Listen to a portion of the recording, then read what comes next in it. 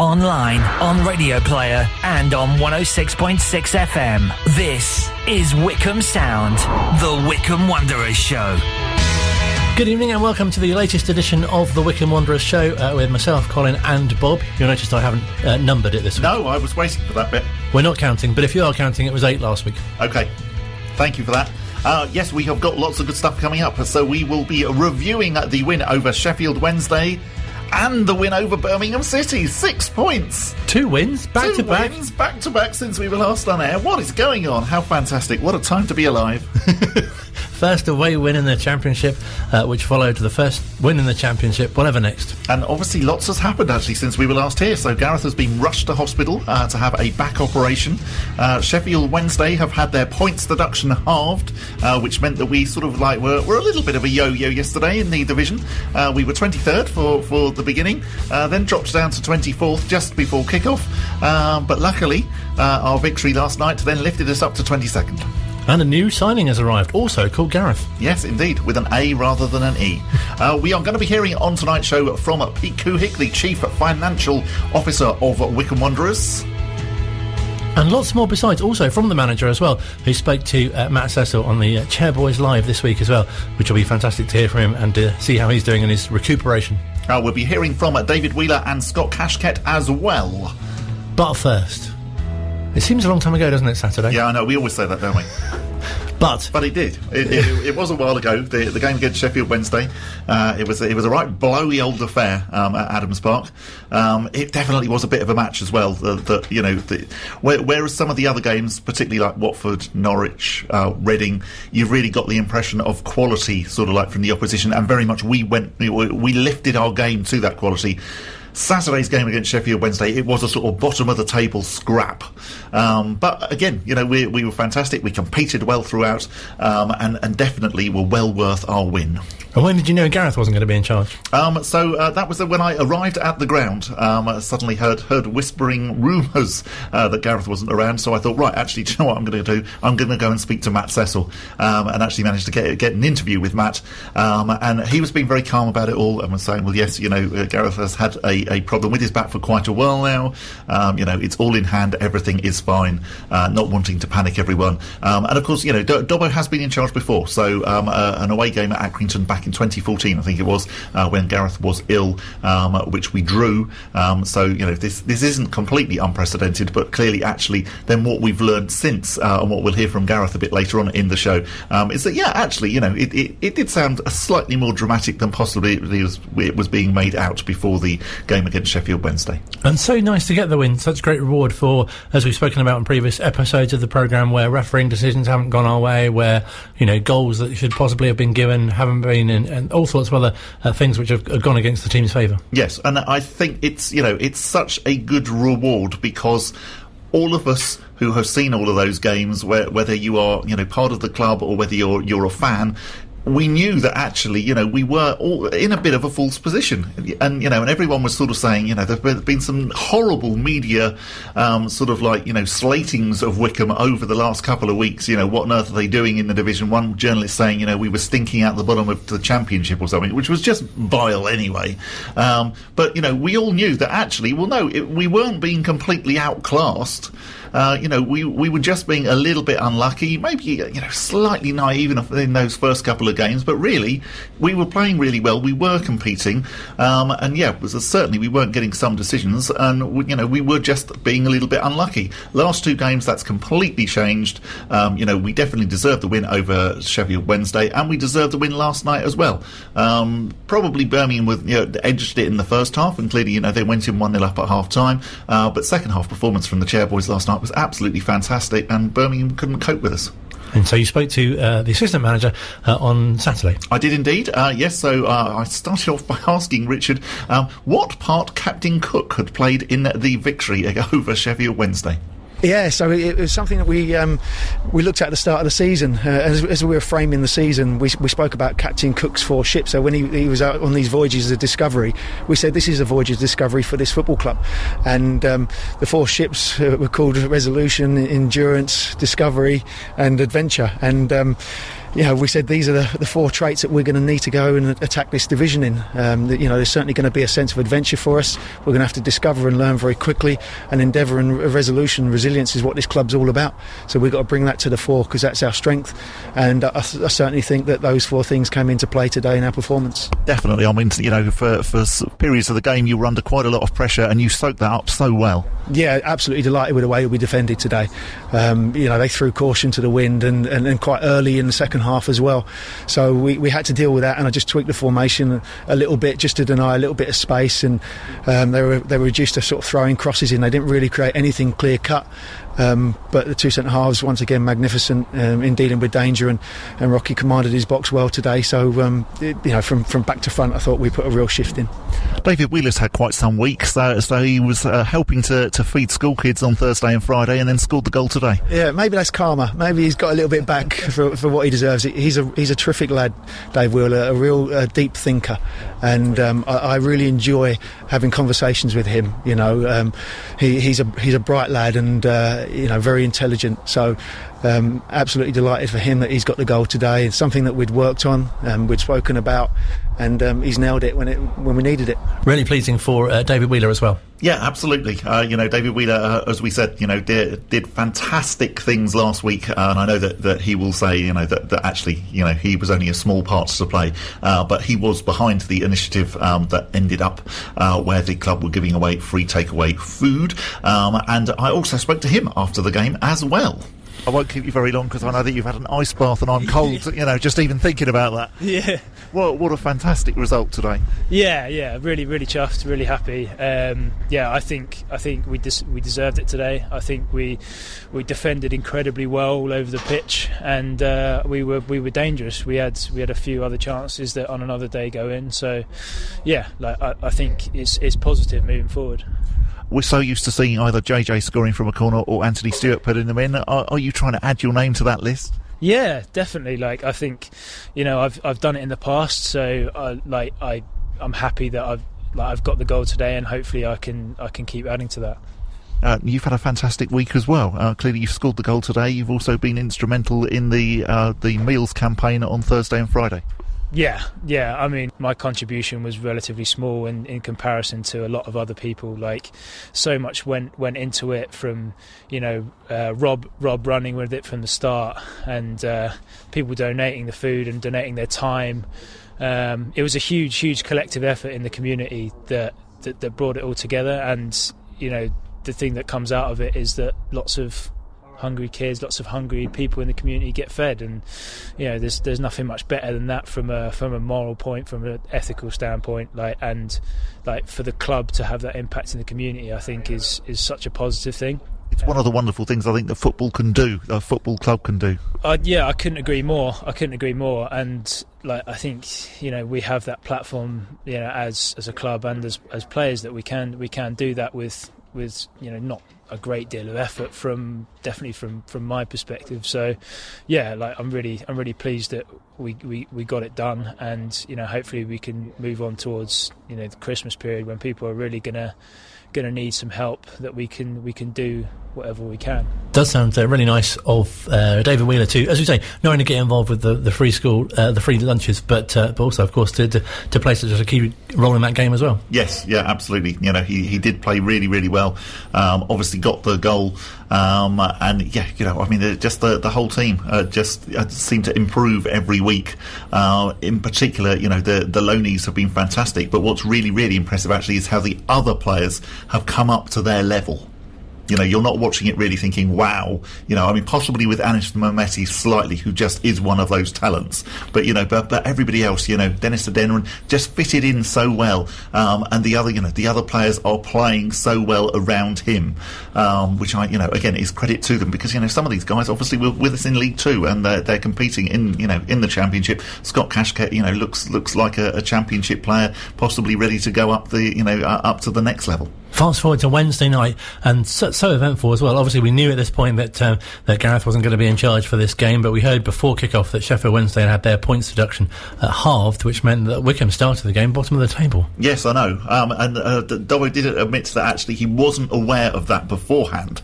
So, because you did wonder, well, is that actually going to be the thing that's going to, sort of like spur them on tonight? But no, apparently, because it didn't actually happen until about 7 o'clock, from what I understand, that the news came through that Sheffield Wednesday's points deduction has been halved. I don't think the players were particularly aware of it. Well, certainly Dobbo said that he wasn't. I guess it must have been a bit of a concern as well that to go behind as well. Yes, yeah, and you did think, it wasn't say like Norwich or Blackburn or anything where you then thought, oh goodness me, okay, this is now going to be quite a tough game, because we had competed well in the first half, albeit you could see that Birmingham had got probably slightly more skill and talent in their side, but we definitely had the belief. And the thing that really changed the game was the substitutions. So Anis Mehmeti and Fred Onyedinma came on, and just suddenly Birmingham couldn't cope with the speed of Fred, of Scott Cashket, of Daryl Horgan, really, really fast. And those three around Bayo, and then with Anis Mehmeti as well, who just, slightly creates havoc really wherever he is on the pitch. The opposition just couldn't deal with him. He is going to be some star one day, and and everybody seems to be saying that in the club, that we've managed to land a really good player there. And there's a key save from Ryan Alsop, and Joe Jacobson had a good free kick as well. Yeah, absolutely. I mean, JJ again was, particularly in the first half, was fantastic. Was at the centre of a lot of what Wycombe were doing, and not only set pieces. He had this fantastic run into the penalty area, which Phil Catchpole, who was sitting near me, compared to John Barnes in the Maracana, and it was a little bit like that. Unfortunately, with not quite the same end, so it did end up going just wide. But if JJ had scored it would have been one of the championship goals of the season, let alone Wycombe's goal of the season. And all the drama at the end. As well. Throughout the whole second half, and I was trying not to jinx it, because I've thought these sort of thoughts in so many of the other games where it hasn't then gone our way, but definitely it looked like the sort of game that we would steal a point, and you were thinking, I can see maybe that there is a goal coming and it's going to come for us, and and we're going to hang on, and we're going to get an away point, and we're all going to be delighted. And so the fact that then actually we managed to get a winner was just was out of this world. And again, you spoke to Richard Dobson after that game. Yes, had a chat to Dobbo, and just asked him for his general thoughts on the game. Dobbo, that was wonderful, and for all of us that have seen so many of the Wycombe games this season, it's no surprise, because we knew that actually we were better than everyone was saying that we were. Yes, yeah, we've certainly grown into the level, and we're showing that we're more than competitive at this level. I thought second half tonight we were the better side. We deserved to go on and get the win, and we've been saying to the boys all season, so far, you're capable of playing at this level. You've got to believe it, and some of them are making a real good transition from sort of lower league players into championship players in a very, very short space of time, which I'm delighted with. I mean, what's amazing as well is that actually how the players that were there last season, and even some of the players that were with us in League 2, have grown into the Championship. They look, alongside players like Dennis Adeneran, just like they belong. Yeah, it's amazing, isn't it? I mean, you look at the stories, and people like Curtis Thompson, who Notts County felt he wasn't good enough for them, and look at the way he's playing at Championship football now. I'm delighted for these boys that have come back after disappointment and are now proving everybody else wrong. But that's what this club is all about, and we give people opportunities. It's up to them if they want to take it, and our boys have taken it with aplomb. I thought we were, we competed throughout, but definitely it changed when you made the substitutions. Anis was fantastic, and Fred as well. Yes, yeah, I just felt we needed a little bit more quality in that final third. We were getting opportunities to get the ball into that final third, but at times it wasn't sticking. And Fred obviously brings us that. He's got great ability 1v1 in the final third, and I think we got the ball up to him, and he kept it for us, and gave us a little bit of a platform around the edge of the box. Anis is going to be a really, really good player. I really like him, and I've obviously worked with a lot of young players over the years, but this lad's got something about him that I think is quite special, and I think he's going to develop into a really good player for this football club, and so pleased to give him plenty of game time tonight, and I think we saw glimpses of what he's capable of. Tell us what Gareth said to you. During the game or afterwards? After the game. After the game, he's over the moon. He's delighted again, you know. So for him, he's watching it, and it must be tough because, you know, watching it and not being able to influence it is, you know, he'll be kicking himself at home. He'll be desperate to get back out here as soon as he can. But yeah, he's happy, and I said to him, you know, I've got to speak quickly because I've got to do the interviews. I'll give you a call on the bus, and when everything's settled down, we'll have a chat. I mean, you know, he kicks every ball when he's standing on the touchline. I can't imagine what he must be like at home, particularly presumably when he's being told that he's not allowed to do those things at the moment. Yeah, I'm hoping Donna's tied him down at home and kept him still, because you're right, you know, he's headed so many balls, and he's kicked me twice last season. He's actually kicked me as he's trying to kick a pretend ball on the touchline and apologised a couple of times. So I'm going to have to start wearing shin pads on the touchline, I think, when he's back. He's very honest, Richard Dobson, and he puts images in your mind that actually you possibly would never have thought of before. And I was so pleased and so excited to speak to him that I've actually forgot Dennis Adeniran's name for a moment as well, which was slightly embarrassing, but very good to hear from him. Afterwards, I also spoke to Scott Couhig, who of course got the equaliser last night. Scotty, very good to get the win, another win what we deserved. Watching the ball hit the net, and then looking at the clock and thinking 90th minute, it was like, I'm just proud of all the boys. Another win at 7 points in the last 3 games, and just we want to carry on this form. Tell us about your goal. So Fred's shot, did it deflect off your leg, or was that definitely a shot from you? Yeah, so Fred's come in shot, and I do a lot of work with Dobbo when the ball's going across the goal, where I want to position myself in between the 2 defenders, and he's hit it, and it was sort of in my path, stretched out, caught part of my leg and went in. So definitely meant it, and I don't really care how it goes in. They all count, don't they? And it's definitely one of yours. It was a fantastic performance. You know, in the first half and in the beginning of the second, you competed really, really well, and then the substitutions really changed the game for Wycombe.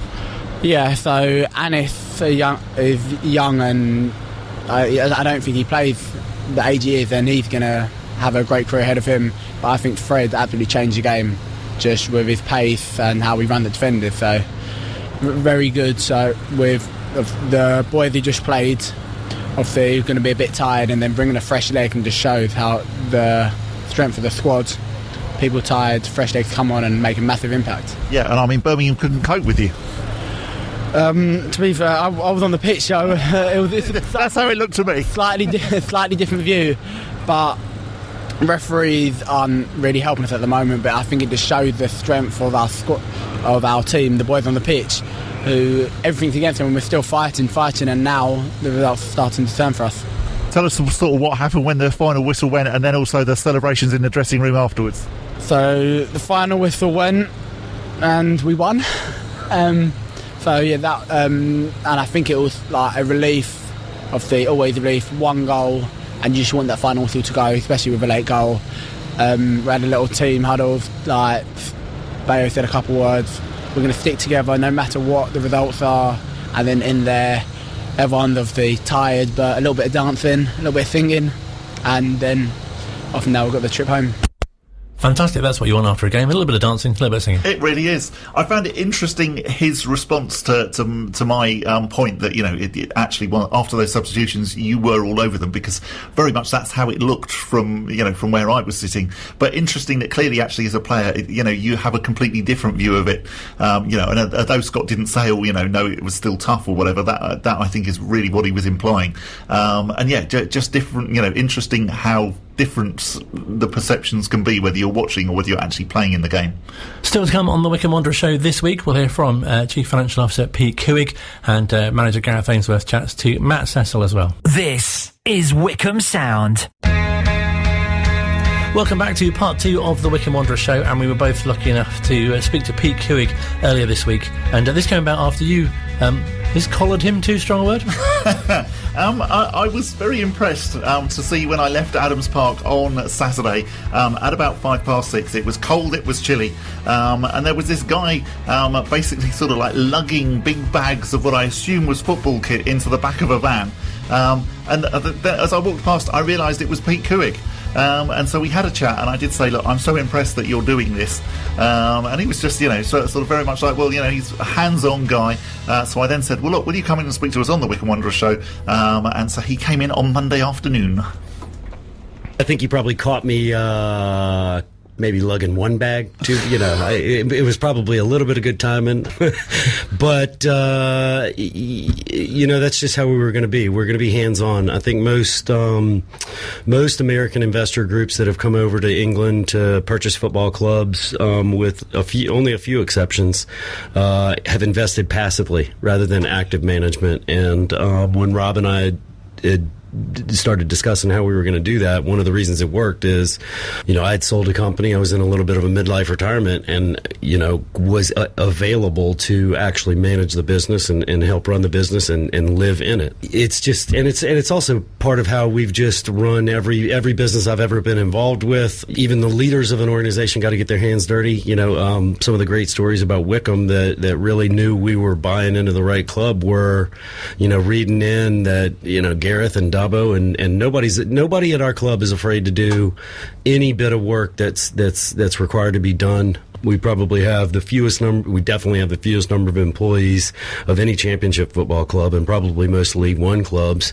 And so everybody wears a lot of hats. And in order to get everything done, everybody's got to pitch in, for sure. Gareth says it time and again. We're Wycombe Wanderers. We do things differently, and it's wonderful that goes completely through the club. That's right. For sure. Yeah, no, we are very impressed and very grateful as well. And his positivity as well is something that's really come across in this period of games without a win. They must have been so beneficial, and something that you've noticed even in your time at the club as well. Yeah, no doubt. I think I've told Bob before, and Rob's definitely mentioned it. Rob and I, and I'm pretty sure Couhig means optimistic in Irish. We're among the more optimistic people you would ever meet. Gareth is equal to that as well. And the team went through a tough spell. We lost. Was it 6 on the bounce? And the entire team from player 1 to player 32, I think at this point, the staff, nobody on the other side, no one lost confidence. And in fact, the level, the way that the boys have played really raised people's confidence, which is kind of weird. But, this is our first year in the championship.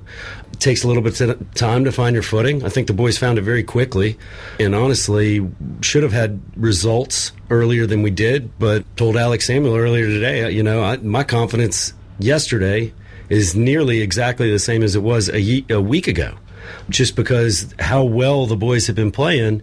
You just knew the results were going to come. So I'm not going to say we got all the calls that went our way. I think there might have been a pen or two that could have been called on Saturday and given us a little bit more breathing room, but the boys took care of business.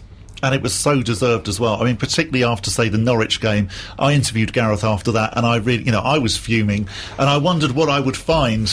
And Gareth is amazing because he was still, sort of like bouncing around, and he was still so positive despite what we'd been through and despite the last-minute defeat. Why wouldn't he be? It took a terrible call to beat us, and the team that we were playing, we were away at a Premier League team. Yeah.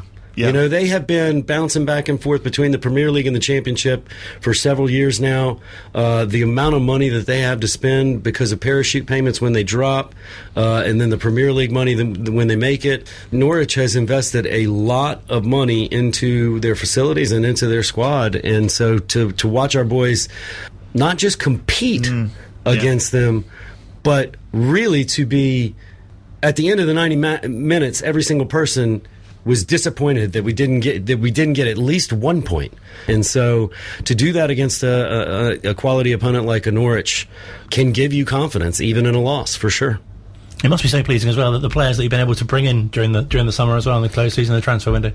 Yeah, once again, Gareth and Dobbo did, and the entire team did phenomenal work. And there was a new addition. We brought Sam Grace on to bring some younger guys in who were already making an impact on the squad. Yeah, it was phenomenal work over the last few months. We did a lot of prep work, March, April, May, sort of scenario planning for what we would do. Andrew has been a tremendous help. We brought Andrew Howard in again to work with Gareth, Dobbo, Rob, and I on basically the squad management and helping to bring players in. Andrew did great work, very efficient, working with the agents and the players. That will fill out our 25-person squad for the championship through January. We've recently put a couple of the young guys out on loan who are already doing very well. Curtis Anderson has had 2 wins, I think, last week. Malachi got in this weekend. And so it's been really awesome to watch the development of this squad from, I think there were, maybe 11 or 12 players on the squad when I got here last July, and now we're at 32, 33, and the quality has improved drastically over the year, and most of the team are guys that were there last year too. I mean, you look at the growth of some of our players from last year to this year has been phenomenal. I mean, Curtis Thompson has been an absolute monster the last few matches. Scotty Cashkett just scores goals when he at every level. So he looks so comfortable. Look, I got to tell you this: Bayo, the last couple of days, last couple of matches, we all thought that he would have an impact in the championship.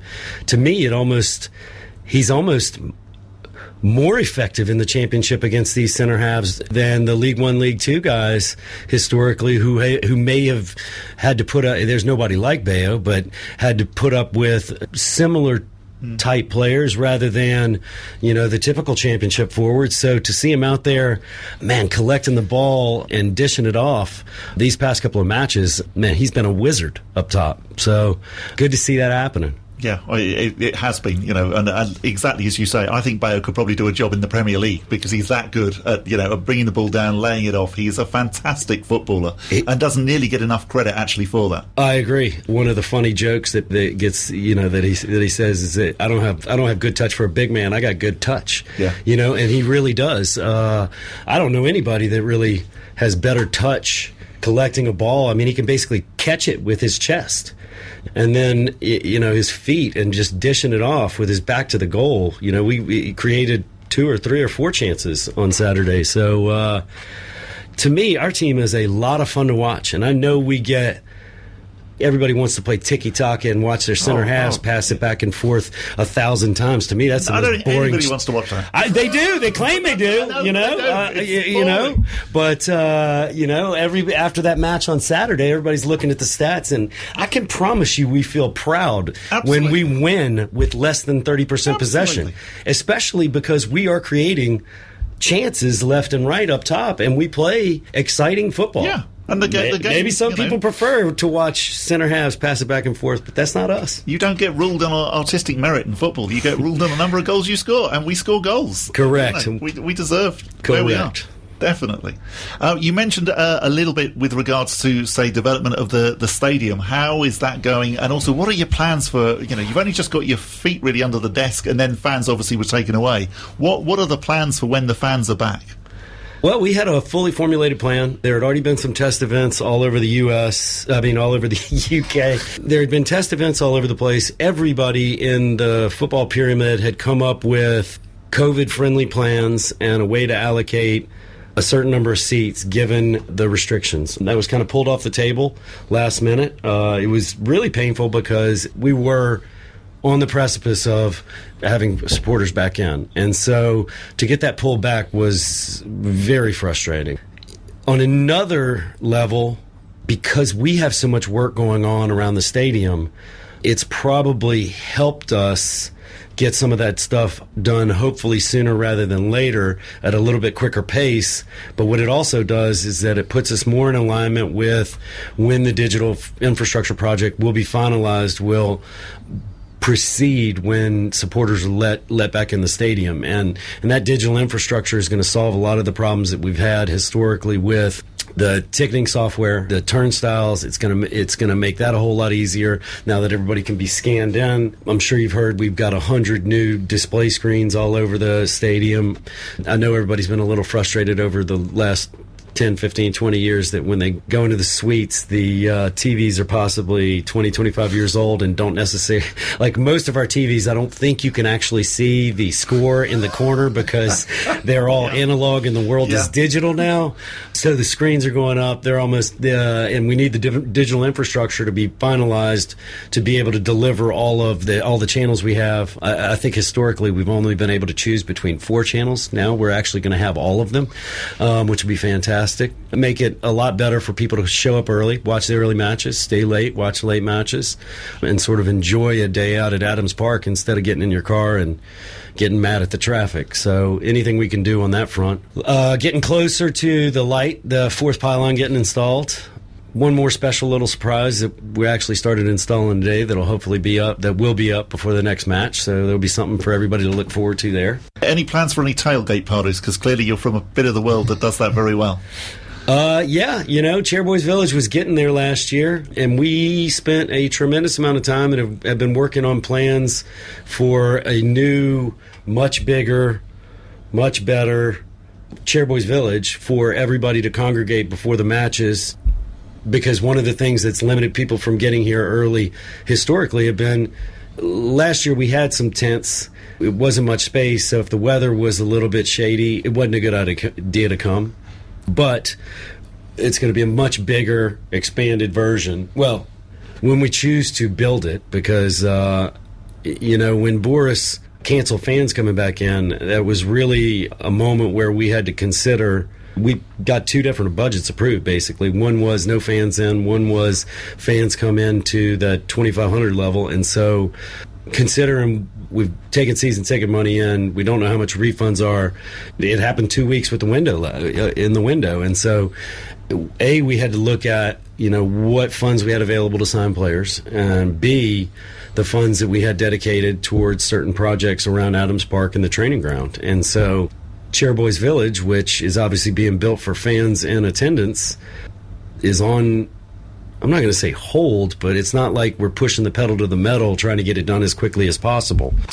Though I do think we are, we're optimists again, right? So we'd like to have that done before the early spring, which is hopefully when folks get back into the stadium. And I really think we're probably nearing on a full year's worth of numbers. I think over the next 3 months, part of my background is statistics as it's applied to public policy. And so the more historical actual data that we're looking at, it will provide people who want to put in place cohesive, extensive plans for a variety of businesses, taking into account what those businesses have done to prepare themselves for existing in the environment versus just these broad-based shut everything down. Mm-hmm. Like they shut golf courses down, and golf clubs have spent 6 months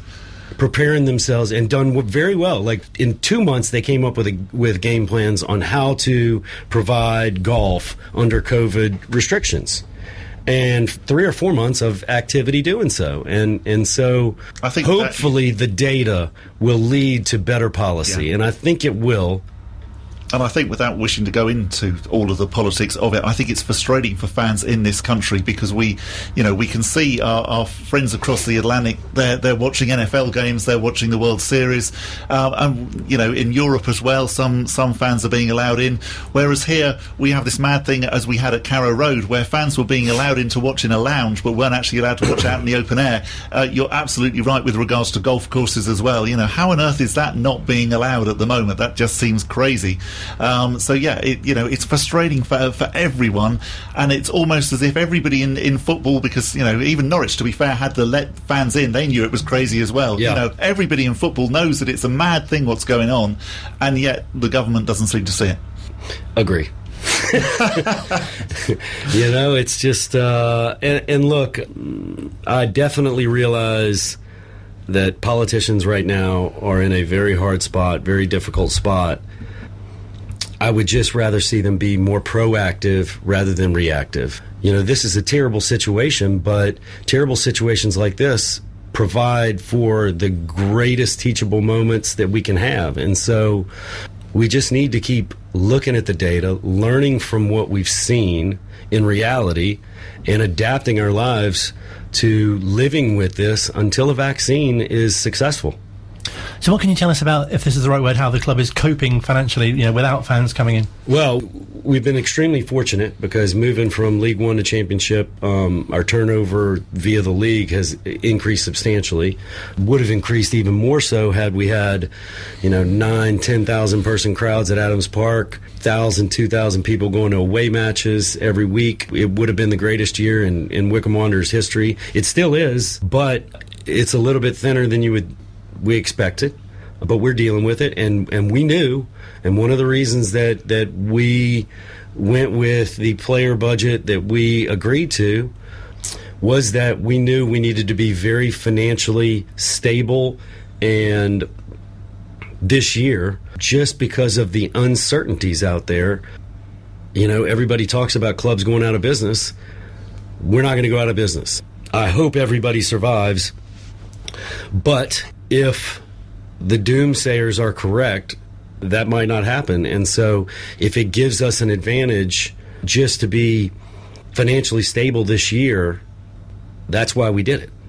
Also, we have a lot of faith in our boys, and the guys that got us this promotion last year are the ones that deserve to play this year. Now, we've definitely added to the squad, and there's some new faces that are really helping out. But the core of our team was the core of the team last year.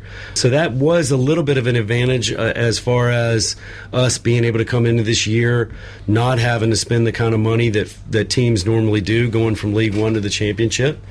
We're still at a massive disadvantage. There's, Watford, their player wage budget is 10 times ours. Not sure what Sheffield Wednesday's was, but I'm almost certain it was significantly more than ours. But it's like, after watching football for so long, and especially the FA Cup and the Cup and the League Cup and all that stuff, is that you constantly see teams from League One, League Two, League One pushing championship teams, pushing Premier League teams.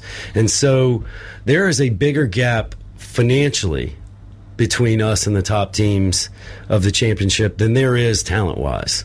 And so there's not a person involved in Wycombe Wanderers who doesn't believe that we can, on our day, we can beat any team in this league. And we all feel confident that over the 46 matches, we've got a damn good shot at staying up. And I think one of the huge things that Wycombe has, probably more than any other team, is that belief, and that's what Gareth brings to it. And also just the fact that we keep getting written off by the media. At every season, we're favourites to go down. Doesn't matter what league we're in, and that just plays to our advantage. After woke up Wednesday morning last week, I thought to myself, we may be favourites this weekend. And I looked up the odds, and sure enough, it was 3-1. Wycombe win paid 3-1, and we were not favorites. And that was a massive 6-pointer between the two bottom teams. And I was almost glad we weren't a favorite, because I love being an underdog. Have been my entire life, and I like proving people wrong. And everybody involved from Gareth through everybody, that's what they do. That's what we did last year. That's what we did last Tuesday. That's what we did Saturday. And that's what we're going to do the rest of the year. And just finally, what's your main message, if you like, to supporters? Enjoy every second of this. Make the best of it as you can. I know it's not as enjoyable as going to all of these matches, as going to the away matches. Keep the faith, really, more than anything. Keep the faith in our boys, that they can do the job, and keep the faith that we're going to be back. Coming from Louisiana, I keep remembering back to 2005 when Katrina hit, and it was a couple of years later, that first New Orleans Saints game in the Superdome after Katrina. I get goosebumps every time I think about it, just the joy that it brought to the entire town. And it's one of the reasons why both Rob and I are so adamant that we need to keep football going. We need fans back in undercoat, because it provides buoyancy for the population. We need some hope. And sports, music, plays, everything we do together as people helps us. And so the most difficult thing over the last year is the separation from community. And so I want that back. Bad. And the club have been so good just in the last few days with regards to the school meals and giving the free takeaway food. You know, that again, that's been a wonderful thing that you guys have done. Yeah, born from a conversation between David Wheeler and Rob, kind of got pushed forward just a little bit into Neil's desk, and Neil and Will and everybody else around the office. We made that happen in 5 days, maybe. Had pretty good take up at the club, and then we're able to do a lot of deliveries around town. Yeah, it's just yet another one of those examples of how special folks are with this club. Really sure. Great to hear from, I was going to say Bob, but that's you. Yes. Pete. Thank you very much, Pete, for coming in. That was really, really good of him. And just goes to show that actually if you approach someone in a car park and say, hey, do you fancy coming on Wycombe Sound? Then that's the way to go and arrange future interviews, I think. If we take nothing more away from this show. Is that how you get all of the old players, all the ex-players? You sort of like stalk them and then approach them when they're in like Sainsbury's car park or something, saying, hey, do you fancy coming on the Wycombe Wanderers show? I'd rather not say. Okay. Love music, love talk, love Wycombe Sound. Final part of the Wycombe Wanderers show. I almost forgot what the programme was called then, that was a worry. What's it called? I know what it's called. What's it about? It's about the Wycombe Wanderers It is, yes. Club. That's entirely. what it says on the tin. It's one of those shows, Colin. Mine went back there. Final part of what's this? Still to come. What is still to come? We'll preview Nottingham Forest. Yeah, previewing Nottingham Forest. We'll hear from Dobbo and Scott Cashgett before the Nottingham Forest game. But right now we're going to hear from the gaffer himself. Matt Cecil called up with him yesterday, which was on the Wycombe Wanderers website, and they very kindly allowed us to use it. Morning, Gaffer. How you doing? Good morning. How's it going? You okay? Yeah, I'm all right. The more to the point, how are you? How are you feeling?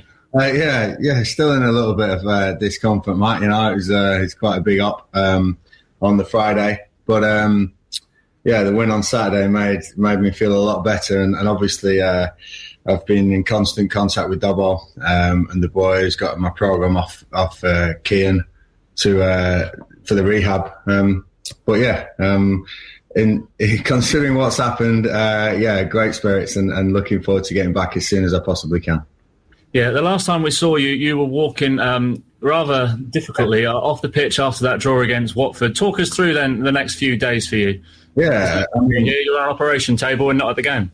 Yeah, people have got to not ignore back pain, because I ignored mine for a little bit. You know, I've always been active and I've always had a little twinge in my back now and again. And on Tuesday, I'm feeling great.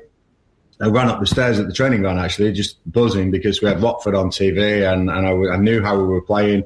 I was springing my step, as always. And as I ran up the stairs, felt something pop in my back. And yeah, probably the realisation of actually I'm not 25 years old footballer anymore. I'm in my 40s, and yeah, the back pain just initially came on, and people saw me that night. I was struggling. I was gingerly walking around, but obviously I wanted to be there for the boys, and I thought again we played superbly. I think, if I'm being honest, I think we played so well in the last 4 games. Sheffield may have been the least of our performances out of those 4 games, but obviously we deserved the win out of across the Reading and the Norwich and the Watford. You know, playing so well. So you know, your mind's on the game, your mind's off the pain, and I suppose adrenaline got me through. You know, I went for a scan the next day on the back, and they pulled me in and said, "Look, you're going to need surgery on this. This is a mess.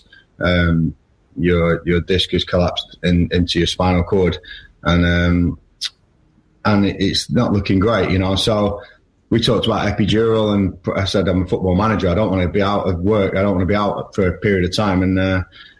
And it was, you know, there was talk of an injection maybe to get me through, blah, blah, blah. Anyway, the upshot is on Thursday night, you know, the disc had probably slipped so far into it that I was in a right mess, a real mess, you know, and it's not like me at all. And yeah, it was a hospital job, another scan. And as soon as they saw the scan on the Friday morning, they took me in for surgery within 6 hours. You know, I was under the knife, because they had to remove this disc that was going onto this cord that could have caused some permanent damage. So it was, it was absolutely testament to our medical services in this country, and I can't thank them enough. Whether it's people who work in the private sector, but the NHS sector, wow, they have looked after me. No end, I was lucky to have one of our club doctors, Carl Walton, works out of the Royal Barks at Reading, and so it was nice to see a friendly face. But the amount of painkillers I was on, I don't really remember too much about it. But just wanted to get home then, watch the game in hospital, as we all know, and real put a smile on my face. Probably boosted me and got me home a bit earlier. But I've got strict instructions from both doctors and Rob Couhig, who rang me up to say stay at home rather than anything else. He said, we need you, and we're going to need your energies this season, so make sure you're following doctor's orders. Going to be definitely out for tonight. We'll see about Saturday, but it's going to be sort of a good couple of months before I start getting feeling back in this leg with the nerves and the what's happened. So, but if anyone's got back pain, don't ignore it. Have a look at it, because it can turn nasty at the run of the stairs, So it was, But I mean, like I say, I can't thank our NHS enough, and I know we clap them for the COVID stuff, but it's moments like that you really realise that we do live in a great country and a fantastic place where they look after you if there's any emergencies. So great, and once more the comments from the fans. I'm not on social media, but I do get told a lot about them, and so thank you to everyone who's commented and well wished me, because it's been a tough few days, but I'm really looking forward to the game tonight. I'll be on iFollow like many of you, screaming at the TV, and I'll be in constant contact with Josh Hart, our analyst. My phone will be on the whole game, and like I was Saturday, Josh is a direct link to Dobbo on the touchline as well. You should notice Dobbo's got the earpiece in. So we're in constant contact, and it's great to see the boys really competing. We can and we will compete at this level without a shadow of a doubt, and I firmly believe we will stay up. So really looking forward to that. But just want to see me on the touchline for at least one more game. The boys were on their best behaviour on Saturday though with Dobbo, and you must have been so pleased for him, because he is somebody who normally stays under the radar, doesn't really get the limelight. And, as gutting as it was for everyone that you weren't there to see our first championship victory, it was quite sweet. I think for Dobbo, who's been here for so many years, to be the one leading the boys on the day. Listen, I think that people over the years have always noticed that when we talk about who it is in charge, we always say we. We always say we as a team, because I could not be anything without first Richard Dobson, David Waits, Cian O'Doherty. That four has been together. I mean, throughout. We are so tight. We've been through all the successes we've had. I cannot say how much they put into that. And then you add in the rest of the staff, your Joshes, your Andys, your Sams, and Ali and Isaac, Steve, the kitman. I don't want to miss anyone out in that. Ben Sayers. We're such a tight staff, and when we talk about we mean we, and it's not. I'm the lucky one sometimes, or maybe the unlucky one sometimes that has to be at the front of it all. But it's a real team effort, and me and Dobbo have been together from the day of when Gary left. We sort of had a chat that weekend saying, look, we don't know what's going to happen. If it's you, I'll back you. If it's me, you'll back me. And we've stayed like that throughout. And I couldn't have a better number two. Honestly, I could not have a better number two. I've got the best number two in the Football League. He's one of the best coaches I've seen as a footballer. He's one of the best coaches, Dobbo, without a shadow of a doubt. He's very astute. He knows exactly what I want and puts it into footballing terms for the boys to understand on training pitch.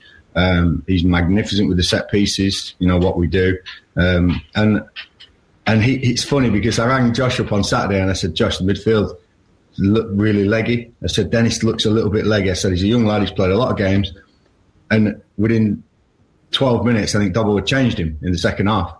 And I rang Josh, and Josh said, yeah, I didn't tell Dobbo. He said, but he's done it anyway. I said, so, I mean, those kind of things are like, that's what we see together. We both see the same things. And I'd have done exactly the same substitutions as Dobbo. I'm still in constant contact with him. We're FaceTiming every day. He had the tactics board on FaceTime the other day, and we're talking about how we're going to play tonight. So picking the team, I'm still in and the tactics. But it's never just me. There's always opinions. It's always me who makes the final decision if there's an argument or if there's a debate. I'll always make that final decision. But usually we're all on the same page. We're all, because we know what we are, we know how we play, we know what players we've got in the squad and what they're capable of. Usually we're really aligned in what we're thinking. Myself, Dobbo and Josh are huge on the tactics. You know, we really work hard, and I've got to watch a lot more Birmingham than I probably usually would as well, which is good. So again, I've given some insight in what I think tonight. So yeah, win, lose or draw, it's us together, and lose, I'll take it. Because that's me as the manager. Win, I love everyone taking it. Go for it. It's great. It's a team effort, and I love seeing the smiles on their faces, and it's brilliant. It's going to be great to see him tonight again, and I'll be ringing Dobbo this afternoon. I'll let him have a little lie in because I know he's got a late night tonight, but I'll be there with him. Don't worry about that. We signed Gareth Mccleary from Reading. So Gareth was non-contract. He was a free agent, which was great. So there was no real major panic towards the end of the window. We had Gareth in the bag. We had a couple of other players as well who wanted, but Gareth came in, trained, showed just how fit he still is and what he can contribute. And this guy's played Premier League. He's played a lot of Championship games, but more importantly as well, Gareth has played at some of the lower levels as well. He knows some of the boys. He knows how to dig in. He's a voice. He's going to be a leader, and he'll say how it is, Gareth. I think he's going to be a huge asset to us. 33 years old, so the bit of that experience that we're going to need. And he's admitted he's not match fit yet. He's going to need a couple of weeks because he hasn't played. He was in and out at Reading last season, but the way he conducted himself when he was out of the team was just superb. And it's the Wycombe way. He fits Wycombe. So yeah, Gareth's here to the end of the season. Great to have some insight from the. I was going to say the hospital bed, but it's not really. No, it wasn't quite from there. But also, really interesting. Lovely to hear Gareth speaking about Dobbo, in quite such, complimentary terms, and how very much, they are a team. And you can hear from when you spoke to him earlier, and when you speak to him in a minute, that he comes across so well, and that he's got everything so sorted out, if you like. Yeah, and I think it's very reassuring to know that actually, if something ever like this happens again, that we've got such a good, assistant manager just ready to step up. And strange to think that the next game is against Nottingham Forest as well. Yes, former European champions Nottingham Forest. Just a small team up in the Midlands. But obviously, it is going to be a big game. I did speak to Dobbo after the game last night. And did ask him about the fact that we will be facing such a big team as Nottingham Forest on Saturday. A terrific club with great history, but history is exactly that. That's in the past now, and now there's two teams in the same division going to go toe-to-toe. There's absolutely no reason why we can't go there and upset them again. I want the boys to be excited about these challenges, but certainly not overawed. This is a wonderful adventure for this football club, but certainly one that we can take head on. And we've got a Wycombe Wanderers team full of belief now going into that game. And will Gareth be next to you, possibly in danger of kicking you again on Saturday? I'm hoping so, yeah. Whether or not it's on the touchline or in the stand, we'll have to see. We can't rush him too quickly. He's had a fairly major operation there, so we need to be careful with him. But I'm happy to do whatever's needed of me in the meantime, and the quicker he gets back and healthy again, the better. Fantastic to see, as you say, the management team working so well, both together and separately. Yeah, it is really nice. You do get the impression that they are very much together. They are a team. They are a partnership, and we are in good hands throughout the entire club. I think that's the thing that you can get from today's episode of the Wycombe Wanderers show. We're lucky that we've got Pete Couhig and the Couhig family in charge. We're lucky that we've got Gareth and Dobbo in charge of the team, and also really lucky that the club does things like providing meals that are free for the community as well. Absolutely. Takes the League One championship playoff winning trophy to houses of people that can't get to it, all sorts of things like that. Yeah, the whole thing is just wonderful. Really interesting to hear from David Wheeler, who very much is not your stereotyped footballer, if you know what I mean. And the fact that in that chat that we had, he talks about politics and he talks about, morally doing the right thing. Again, that's not something that actually you hear lots and lots of footballers talking about.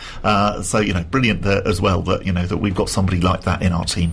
And fantastic to get those so things ticked, if you like. Got first away win, or first goal, obviously first point, then home win, then away win. Yeah, and I don't really think there's anything left now unless you then start thinking about, first championship hat-trick or, first time that we win 5-0 in the championship. Well, I think let's just, we've ticked all of the things off now. We can now just concentrate on having a decent season. Nottingham Forest, it won't be easy, clearly. It is an away game, but they also haven't had a very good start. And so... Only 2 points above us on the table. Indeed, yes. So currently 2 points above us. They've won 2, drawn 3, lost 5. Chris Hughton, who we thought possibly would have a very positive effect, hasn't really been the case. So they did quite well in his first 2 games, but have struggled since then.